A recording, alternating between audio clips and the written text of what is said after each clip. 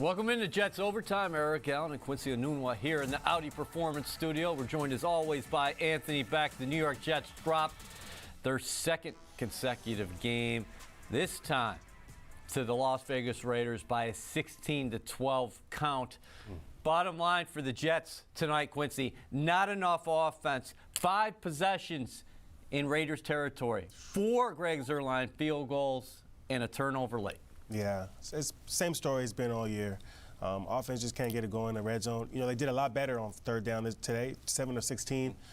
So, you know, much better on third down, but just couldn't capitalize, couldn't finish, right? We talked a little bit about that last year. This year it feels like they can't finish. Last year it felt like they were finishing the game strong in the beginning of the year. So, I don't know. You know, they got to see what's going on, get back in the lab, you know, because this is disappointing. AB, what do you make of the self-inflicted wounds for the New York Jets tonight? You know, I'd say at this point it becomes, inexcusable, quite frankly. You know, when you have players having multiple technical penalties, holdings, from the tight end position, those 2 holds.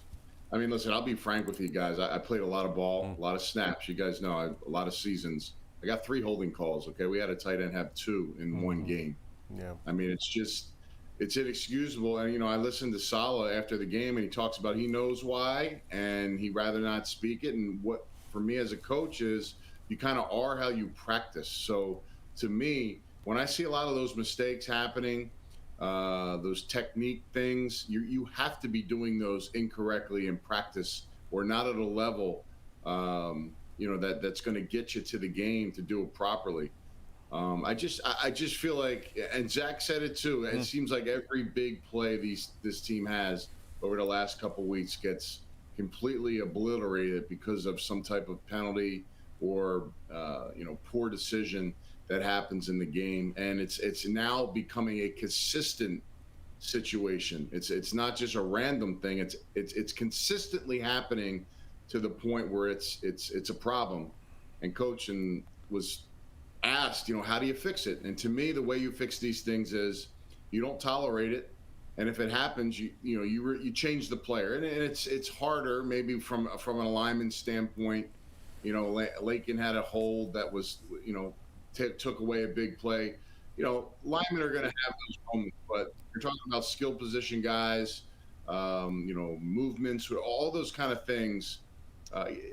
The only way to stop it is to take away what's most precious to a player, and that's being on the field. So we'll see if that can help. It can help. It really can, and it can start in practice too. You take those reps away in practice, that's a huge way to go about it. I did that last season multiple times. One and done, and it's out. Get them out. They jump off sides. Get them out. And it's got to be the standard that you live by. And if it's the standard you live by, then it won't happen in the game. So that's the way to shake it up, because there's no other way to go about it, because you're betting or hoping that, we're moving the ball great. Quincy said the third downs were better. Yep. In between the 20s, but we can't finish. It's consistent now. So the consistent problems are there, and you have to shake it up, okay, if you're the coach. And it really does start behind the scenes where we don't see it every single day, so that in the game, it's understood that, there's going to be repercussions if these things continue to happen. All right, so the good news for the Jets in the first half was they scored some points. They scored some points on their opening possession. They scored points on their first, second, and third possessions. But they all came on Greg Zuerlein field goals, 47 yards, 53 yards, and 30 yards. Here's the penalties here. 41-yard connection from Zach Wilson to Garrett Wilson in the Jets' first scoring drive.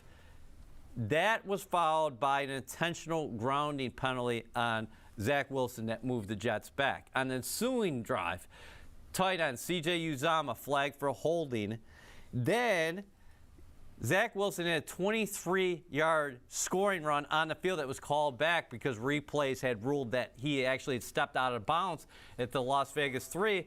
The following play, Breece Hall goes in from the 3-yard line, and that was negated by another penalty on the Jets veteran tight end, C.J. Uzomah. Yeah, I mean, A lot of times, especially as former players, we look at this game as football, but I think if we look at this as a business, right, there are guys that are just not performing up to par, and not doing their job consistently, right? And I think it's important to make sure that you are holding firm boundaries, that this is the standard that we need to meet. And if you're not meeting that standard consistently, then something has to change. Now, this is not to say, oh, guys should lose their jobs permanently. I think it's an opportunity to shake them, just like AB says, shake some things up, right? I think players have to figure out, look in the mirror, like, what am I doing? And if I am not doing what I'm supposed to be doing right now, then I honestly need to tell myself that I shouldn't be out there right now. Maybe I need a break, right? Because, it's not, you want the team to perform well, and you have to understand that there's always going to be something that needs to be adjusted when you're not playing well, right? So right now, guys aren't performing the way they need to, and so something needs to be moved, and that's really, really hard to even try to admit or say, because I would hate for that to be my position, but it's just not working right now, right? And the offense is not going the way it needs to go. Yeah, my point on any of the penalties is this offense just can't overcome those right now, AB. I think it's 36 straight drives without a touchdown. And the shame of this ball game, when you're watching it early, the Jets should have been in command of this game. They had every right to be up double digits going into halftime as opposed to 9-6. Yeah, I agree. I mean, this game should have been over at halftime. The Raiders couldn't do anything. Eventually, the Raiders were going to do something, and we talked about that in the pregame. Yeah. The defense can't stop them every single play. They are going to break a run. They are going to catch a ball. They are going to convert a first down on 3rd and short or whatever it may be. But, man, it's like, I almost feel like when we grade these things out, I'm to the point now where I'm downgrading the defense because of the few things that they gave up in a game that it shouldn't even matter. Listen, you can sprinkle and sugarcoat a lot of things on offense. Zach came out really accurate, came out on point, but the support wasn't there around him. Everything kind of faltered around him. The running game wasn't there. Oh. Well, yeah, there were some plays in the run game that were good, but, penalties negated that. So, to me, it's really an epic fail from top to bottom. It's, you mentioned 30-plus drives. That's unprecedented in this day and age in the NFL. And especially the fact that you look at on paper the type of players and weapons that this team has, is that have the availability to making those plays every single down. It's just it's disheartening to see. It's a frustrating thing.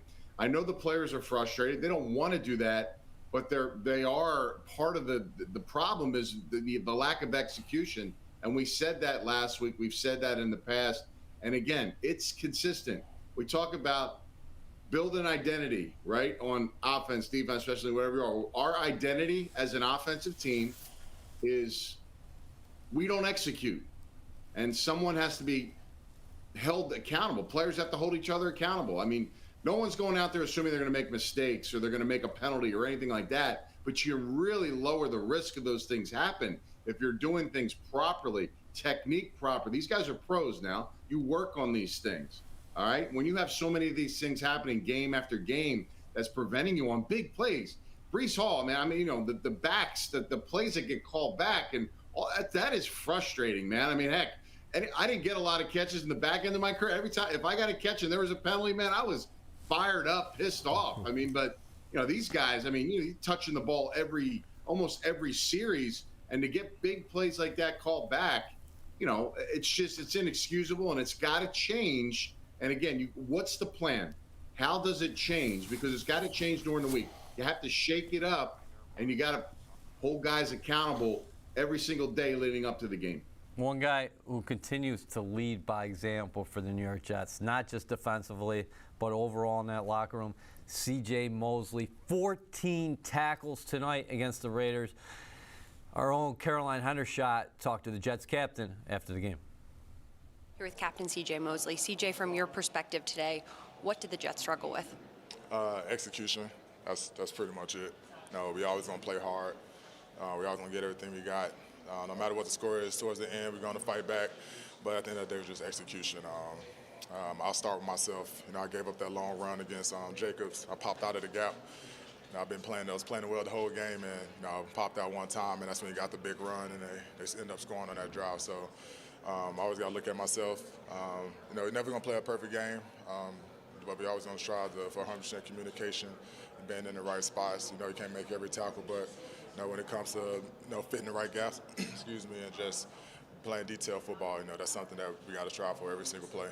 What's the biggest takeaway that you're telling your teammates after this game? Look in the mirror. We've been in this spot before, and we've seen what it looks like when it can get bad, when guys start pointing fingers, when we kind of lose that family, that vibe. So that's really it, man. 2 tough losses, a lot of traveling. It doesn't matter. We got a division opponent next week. They don't care that we lost. They don't care that we're traveling. So we got to get to work. What did Coach Sala say to the locker room about the way that you guys played today? Same thing. We're always going to play hard, but you can't win football games without executing. Too many self-inflicted wounds. So, it's pretty much that simple. Awesome. Thanks for your time, CJ. Thank you. Here's tonight's game summary. The Jets actually big advantage in total yards, 365 to 274. And most of that came in the passing area. Look at the Raiders, just 99 yards net passing there from rookie Aiden O'Connell. The discrepancy, though, on the offensive side of the ball certainly came in the run game as Josh Jacobs went for 116 yards on his 27 carries, whereas Zach Wilson was the Jets' leading rusher with 54 yards on 4 scrambles. Breece Hall held to just 28 yards on 13 attempts. Let's bring in Ethan Greenberg from Las Vegas. Greens, what do you make of the big picture here? Now the Jets are 4-5. They've lost 2 consecutive games. And on paper, I know a lot of this fan base thought, hey, we get the Chargers at home and then we're playing the Raiders. Here's a great opportunity to get a couple wins. Yeah, definitely. And I think that big picture-wise, if you're a fan and you were looking at the way the schedule shakes out, you would have really liked these past 2 games, as in the Chargers and the Raiders, before playing Buffalo in Buffalo on now what's a short week, and then another short week taking on the Dolphins in the first ever Black Friday game at MetLife Stadium. And those are very important games, as were these past 2 all AFC opponents. And I think really, speaking of Solomon Thomas and hearing CJ Mosley, what they said is, like, we've been in this position before. You think about what happened after the bye week last season when the Jets did not winning games. Like, we need to flush this out of our systems quickly, because the Jets right now, sitting at 4-5, are still in a position where they can win some games, put themselves in the hunt late in the season.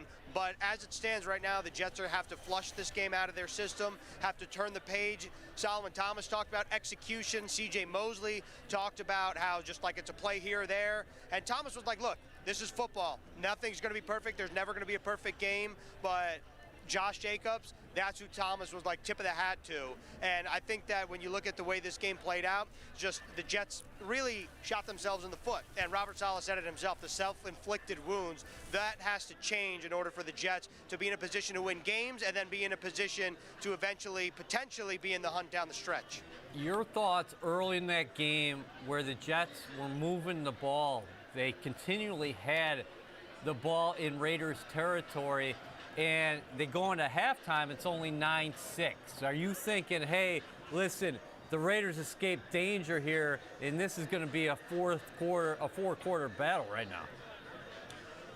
Yeah, I did. I truthfully, after those first couple drives, I thought that we had seen something in this Jets offense that we hadn't seen in the prior weeks, really since week 4, ironically, on Sunday Night Football against the Kansas City Chiefs. And I thought that Zach Wilson was playing good football. The Jets were incorporating Dalvin Cook a decent amount as well. I thought that, obviously, that one drive where Zach Wilson was inches away from scoring a touchdown, Breece Hall scored, and then it got called back. I thought that the Raiders were hanging on and that the Jets would eventually really put their foot in the ground and take a lead, but obviously that did not happen coming out of the gate of the second half. So I was a little surprised to see the discrepancy in the way the Jets offense was hot and cold, because it was hot, then it was cold, then you really started to think the Jets were going to do something late in the game before Robert Spillane picked off Zach Wilson.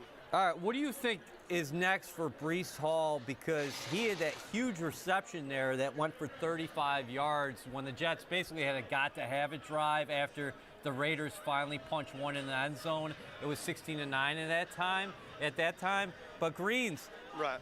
the Raiders continually sold out against the run, and you saw Breece Hall, 13 carries, 28 yards.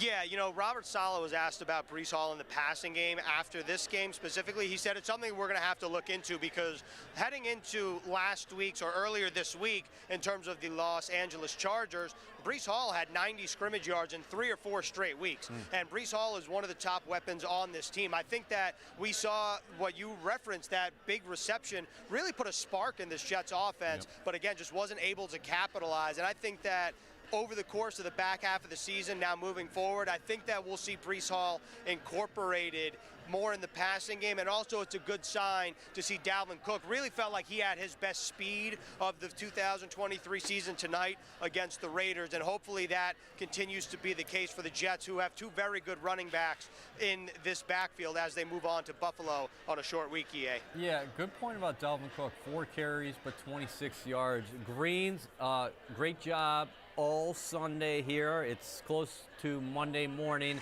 Safe travels. We'll see you back here in Florham Park. Appreciate it. Thanks, EA. All right.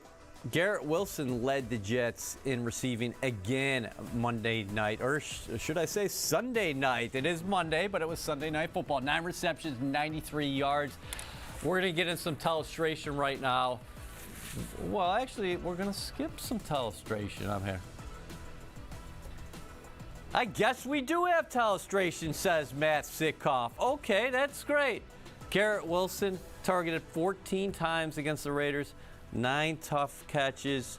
Again, he continues to thrive, and the opponent knows he's going to get the football. Yeah, absolutely. And I mean, you know, we've been hard on this team, but they had some flash plays that really looked good, and this is one of them right here, right? So it's a 2-man route. You know, you're going to have somebody leak out late, but ultimately it's just as deep over here with what I assume is a post. Usually that's how you run that play. So the great job right here with a great fake, sucks everybody up, and then you have right here, great job of finding his guy right here. And listen, this isn't an easy catch, right? A lot of times when you get into these situations like this, it's an opportunity for you to drop the ball, you know, for fear of getting hit. He makes a nice catch. We want better ball security, right? But nice catch, run after catch, and just showing the playmaker that he is on this team. What's so special about him after the catch? Yeah, absolutely. I mean, he's just so slippery, right? Yeah. He has the ability to just kind of wiggle in ways that you're not going to see too many guys do. And that's, I think, happens with his frame, with his agility, right? He's a smaller, slender guy. He moves really well.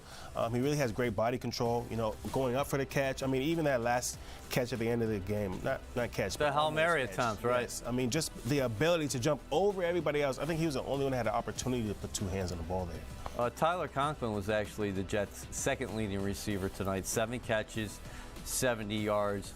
But a guy I thought flashed was Xavier Gibson, rookie undrafted free agent, breaks into the league as the returner. Now with McCole Hardman back in Kansas City, he's going to get more opportunities offensively. We see him make actually 2 catches tonight. One came back because of flag, but we're going to look at the one that counted. Yeah, exactly. And man, I'm so glad that they're giving him opportunities because he's been flashing. And on 3rd and 4, for them to say, we're going to go to you here, what a great confidence booster, right? And a guy that obviously had a miss earlier in the game. So what you're going to see here is, you know, a pick here. You're going to have a drive from this side, and then a nice leak out late. It's a great opportunity for him to get some space and get this nice catch. So you have Zach dropping back. And again, like I said, there was an opportunity here, right, to throw the ball in the drive. But I love that it was meant to go to Xavier, and he was open for the play.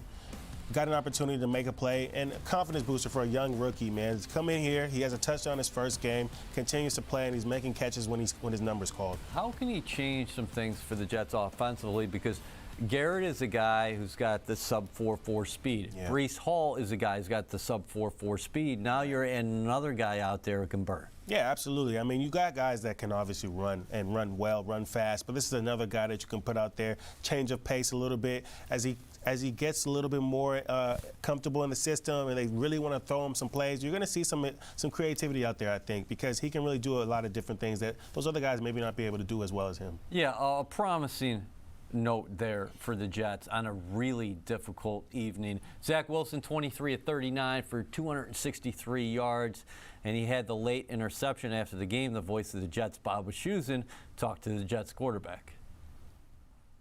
Zach, start with the interception. What happened on that play? Got to be better there. You know, I knew 41 was the guy that's got to push through to cover Allen. I thought I beat him with the ball. He made a phenomenal play, but I got to be better there and see that and not throw that. As a team, it seemed like the penalties hurt you guys tonight. It seemed like, and that probably has been a bugaboo a bit this season, but especially tonight, every time you got within kind of sight of the end zone, it seemed like there was a negative. How much did that hurt your momentum? It was everything. It was everything up until the end, and I got to be better there at the end, but that killed us. We had thought we were doing good on third down, and how many third downs we had called back is tough, you know. And I know the guys are battling up front, doing everything they can. You know, I don't know if they were true calls or not, but whatever it is, like we gotta find a way to not have those, because it was self-inflicted wounds 100%. And I know you can't win in this league without scoring sevens and just kicking threes. Having said that, what do you think is kind of the fix-all for this offense to make sure you start finding the end zone? What buttons have to be pushed? Yeah, we need to be more disciplined. We need to find a way to not hurt ourselves. I mean, I really didn't feel like they were stopping us. I mean, give them credit, but I really felt like it was us. I really felt like it was us doing it to ourselves. And you know, there's been a different story every game, but the story today was self-inflicted wounds for sure. Thanks, Zach. Appreciate it. Thanks. You're watching Jets overtime. The green and white fall to 4-5 on the year with the 16-12 loss to the Raiders. Q, Anthony, before we get to the report cards, 8 penalties for the Jets tonight. 83 yards marked off AB. Yeah, I want to make a statement about something that Q showed us in his play breakdown. Kind of rubbed me wrong in the game, and it kind of rubbed me wrong again seeing it. You know, I can't remember the last time, and again, these are the details of habits that are different. You know, Garrett Wilson makes a great catch, okay? Turns around and runs with the football in his hand. I just don't know where I've seen him do that, number one. And number two, you're coming off a game where you just fumble. The kid's a baller. The kid's a dog, okay? But those are moments to me that are part of the problem of what's going on. Like, why would you run with the football? Now, you're probably like, oh, that's nitpicking. He's a pro. No, it can't be done, because if someone's there behind him and he strips it out the arm, something right here, it's just something could happen. You don't know right there. Even there, it's still not protected. And even with Zach, you know, as some of the nice throws that Zach had, I saw a lot of stuff from arm angles tonight that was a little bit alarming to me, as far as, you know, a couple no looks, a couple flicks of the wrist. I really want Zach to be great at the position, okay? Step, throw, and get it to the guy, and be on time with it, with proper footing and technique. You know, Aaron Rodgers does all those things. Aaron Rodgers has played in this league for 17 years. All right, there's no room for guys on this team or any quarterbacks around the league to even be trying to imitate any of that stuff. You know, yeah, a couple of them got completed, and that's great.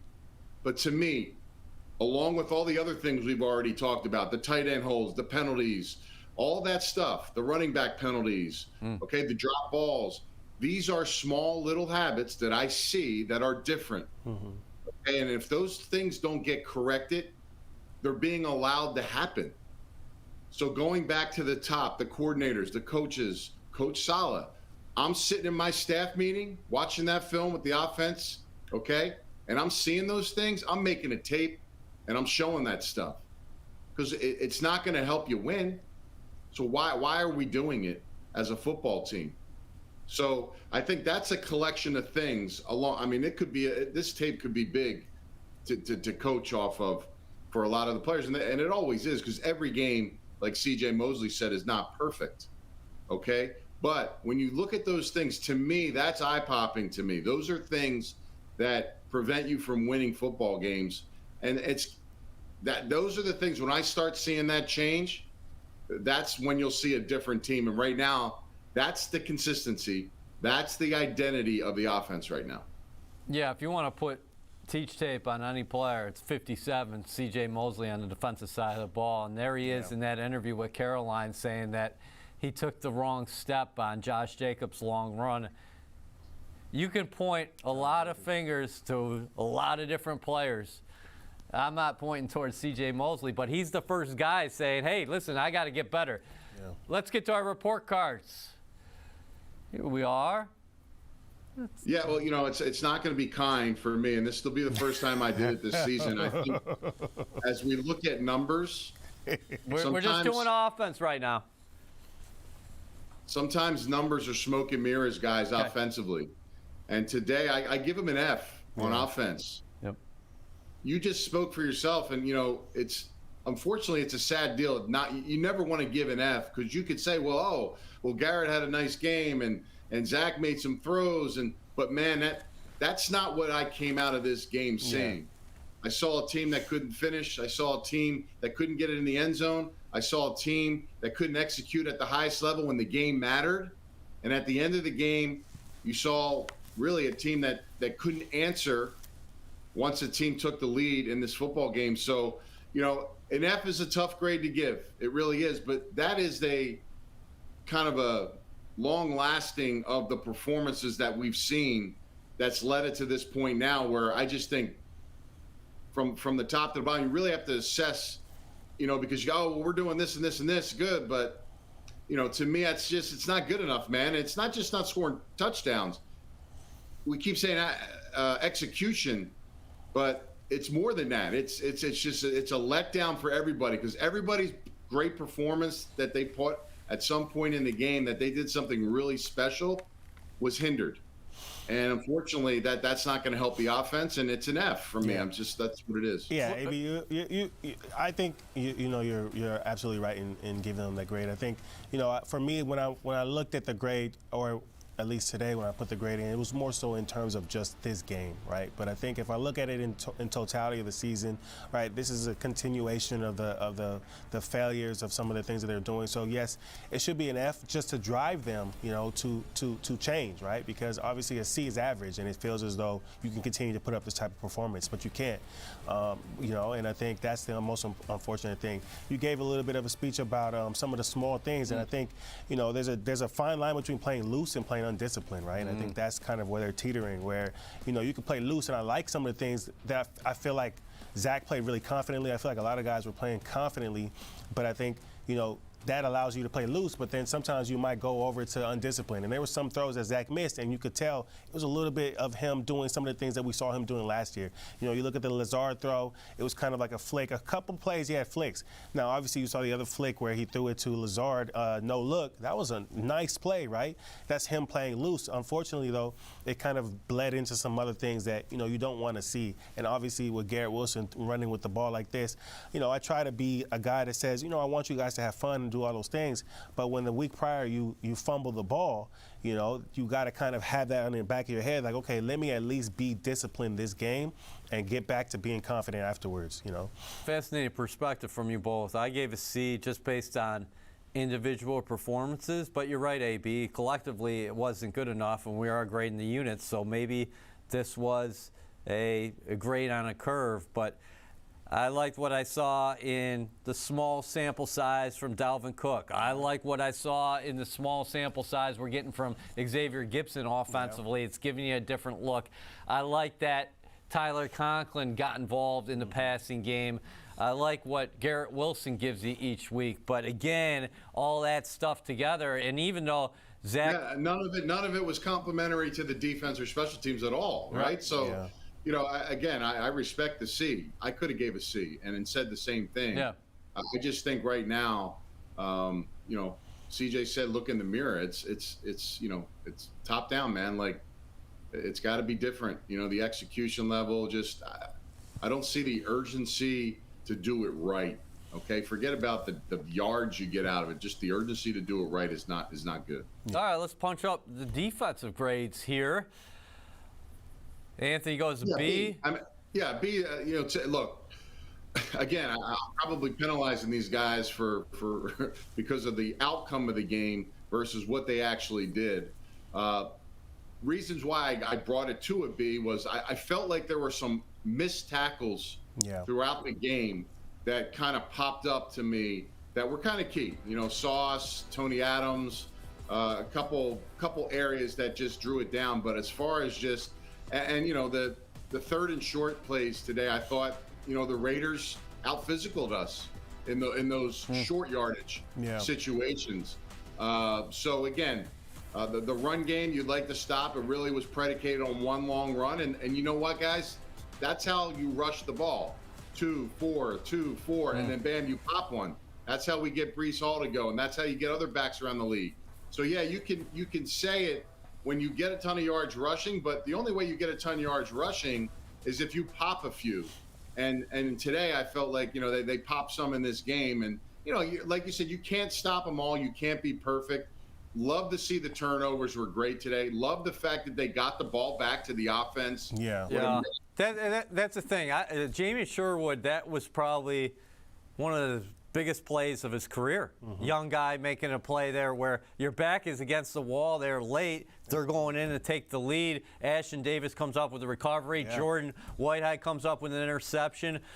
So we wanted to see the takeaways from this defense. We got them. I gave him a B+. I know Jacobs got his, but 3 sacks on Aiden O'Connell. Devontae Adams got his yards, much like Garrett Wilson got his yards. But overall, I went with a B+. Yeah, definitely. I went with an A-, really because I kind of thought about I think they popped the ball out at least 3 times without getting it. That kind of got me. I wasn't happy about Josh Jacobs getting his, right? But I think about some of the other games that they played, and you consider some of the games where the Eagles had a receiver go over for 100 yards, right? Some guys are going to get theirs, right? So in this game, I tried to maintain that mentality of because the losses are the hardest thing to grade. Honestly, it tends to drop or move my grade based on the loss. So today I tried to be like, all right, no matter how frustrated I am, and I started off this show frustrated, right? I think I wanted to make sure. There's a smile. It's back. Graded fairly to the team. We're not getting AB to smile tonight, that's for sure. In terms of, so they got the ball out a few times. One guy got theirs, but they were able to kind of calm down Devontae after his fast start. So that's why I went with an A-. All right, special teams grades very quickly. Yeah. Solid all the way around. Yeah. I was kind of a tough grader because Morstead was booting it well, but they had a couple good returns. Yeah, that's what dropped me down. Yeah, so I gave him a B there. Anthony gave him an A. Zerline was great. I mean, bottom line is the Jets have perhaps the best kicking duo in the National Football League, or one of the top 5. So nothing to complain about too much there with special teams. All right, so it is time for our final takeaways. Jets 4-5, 2-game losing streak. Just a couple weeks ago, following the bye, they were sitting there 4-3, heading into the bye on such a high note after beating the Philadelphia Eagles. Now, obviously, you come back, you beat the Giants in a game that you got a couple bounces late, AB. Then you follow that up at home. You lose to the Chargers by 21 points, and then you go out west and lose a tough game out here where you're unable to produce a touchdown yet again. Yeah, I mean, the record speaks as if they're still in it, but yet it seems like they're very far away of what they actually want to do. They have to have a better week of practice. I really do think, it needs to be amped up a little bit. And I'm not there. And maybe it is. And if it is and they're still not getting it done, that's scary as well. But I did hear Coach Salas say in his press conference that he knows why. And if he knows why, then let's figure it out and get it cleaned up this week. Because right now it's not good enough, man. It's the worst in football right now. Yeah. Bottom. It's the bottom worst in football, and they got too many good players on this team to accept that as a result. So I need something to get shaken up and changed because it's not going to win you football games. It's not going to beat the Bills. It's not going to beat anybody on this list until they come out and show that they can bounce back and do it the right way. Yeah. And they haven't shown that the last couple of weeks.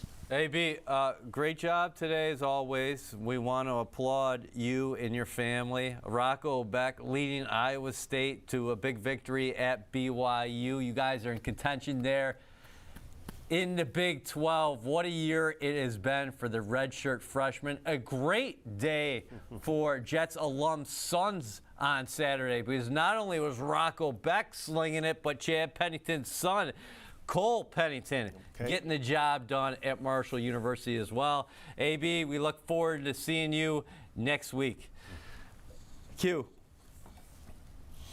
Here we go. 4-5. Just a couple weeks ago, you looked at the schedule and said, well, maybe he can push to 6-3. Yeah. But the offense, you got big issues. Anytime any team goes 36 consecutive possessions without a touchdown, there's a lot to fix. Yeah, absolutely. I'm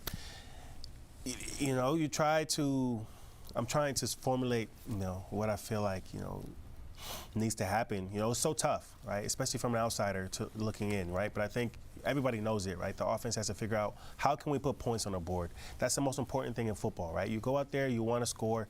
You want to score touchdowns, right? Everybody wants to score touchdowns from a young age. So it's not like that idea is lost in the locker room. Everybody knows what they need to do, right? They just need to figure out how to do it. And AB brought up some good points about little small habits, right? The small things that you're doing. Sometimes you have to nip some of those things that you usually would kind of let go when you're not doing well. And that's kind of like the thing, probably the next step, right? Is, okay, let's try to clean up some things. Obviously we don't want to go so far right, and now it's, the Patriot way, right? I mean, guys want to be able to go out there and do it their own way, the Jet way, right? How can we be successful doing it the Jet way? And that's what needs to be figured out next.